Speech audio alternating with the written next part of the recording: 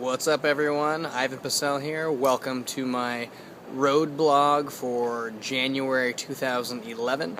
Today is January 14th, and I'm in the exotic Indianapolis, Indiana airport. I made it, but my bags did not. I have a corporate show tomorrow night in Rochester, Indiana for a company called New Holland Rochester, Inc.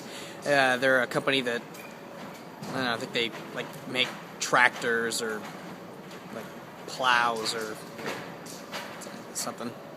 So I always recommend, if you can, to fly into the gig the day early, especially during the winter months. Also, if you can, try to avoid layover cities like Chicago, like Denver, places that are notorious for delays during the winter season.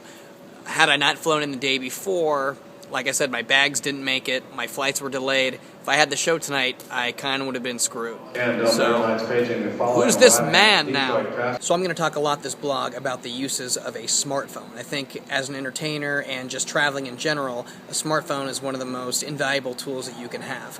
I personally have the iPhone 4S, and I think people that don't have iPhones are smelly pigs. Alright, so as you can see, my luggage made it to Indianapolis, which is pretty good, only came in an hour late. One other travel tip for you guys, I always carry a picture of my luggage on my phone. That way when you go to the baggage services, when your bags don't arrive and they ask you to describe your bags, you have an actual picture to show them on your phone so as not to be confused with anything else. I also carry a signed, autographed picture of singer-songwriter Peter Frampton from 1977. You don't have to do that. I just like it.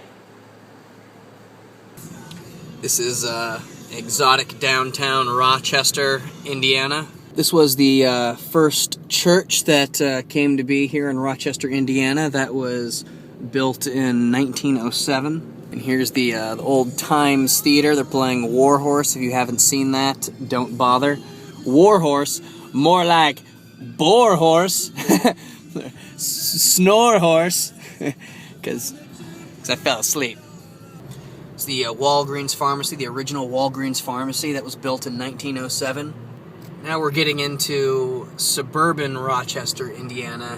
My wife would really like these houses. The only way to properly describe them is quaint.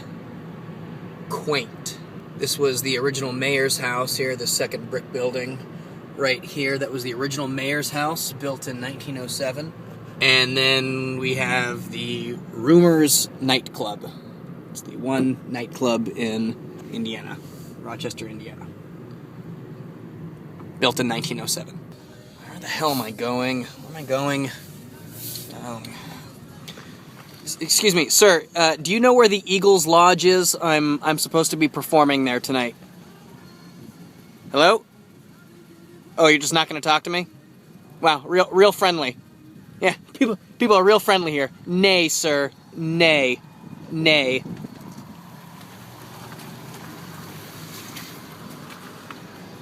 Okay, so let me go over some of these iPhone apps that I use for travel. Now, I know for a fact that these apps are all available from the iTunes Store for an iPhone. I'm not sure if they're available for, Droids or other smartphones, but these are all completely free and I use them all the time.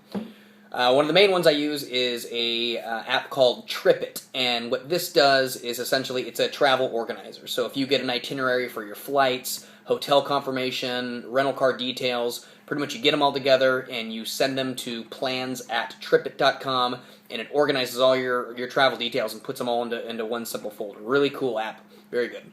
Another app I use is called Flight Aware. And what this does is pretty much an up-to-date flight tracker. So if you want to look at delays or see, if flights are on time or if they're coming in, that's a great app to use. Another app I like to use all the time at the airport is called Gate Guru, and pretty much what this does, it tells you what food options are at the airport. So you turn the app on, it finds your current location, finds what concourse you're in, and then it just tells you what food options there are. Very cool. So when you travel around doing road gigs, you got to rent a car. There's a couple apps that I like to use. One of them is called Around Me, and pretty much what this app does, it tells you what's around you. So you can search by categories, you can type in restaurants, you can find things like, you want to know what the closest Walmart is, you want to find the closest ice cream shop. It'll just tell you everything that's around you. and then you can just click a button. They'll tell you directions, phone numbers, everything. Pretty cool. It's hard to find a mortuary though. I'll tell you that. There's an app called Cheap Gas that I use all the time, and what this does is pretty much tells you, where the cheapest gasoline is right around your area. So that's cool to save a few bucks here and there. Now, this is one of the only apps that I use that I actually pay for, and this is a GPS app called Garmin USA. And I was using Google Maps for the longest time, and that was really cool and accurate, but it wasn't that user-friendly, especially when you're driving. You'd have to keep scrolling from, once you hit a destination, you'd have to keep hitting next, and then it doesn't talk to you or anything. You'd have to constantly keep scrolling up, trying to make the screen bigger to see where you're going. The Garmin USA app, I paid $39.99 for it, and it works just like the GPS that's built into your car. It talks to you, gives you step-by-step details, and it's up to date immediately. So if you take a wrong turn, it says recalculating, and gets you right back on track. So that's a really awesome app. Really love that. Highly recommend it. And finally, one of the apps that I use all the time for travel is actually the Foursquare app. And for those of you who are unfamiliar with Foursquare, it's pretty much a social media thing like a Facebook or a Twitter, but all it is for checking in. So if you're at a restaurant or you're at a hotel, you can use Foursquare and you essentially check in. Now, the benefit to this is a lot of times that restaurants or bars or hotels run specials, and if they do, it'll say special under the check-in thing. And so if you check in and there's a special, then a lot of times it's like, hey, 20% off your meal if you check in on Foursquare, and so on and so on. So it's a cool little money-saving thing. Plus, it's also good if you want to stalk people. So I hope this blog was informative for you guys. I'm leaving Rochester, Indiana, and flying to Miami to get on a cruise ship for the next week. I'm on U.S. Route 31 somewhere in rural Indiana, and it's a really pretty. Is that smoke? Ah!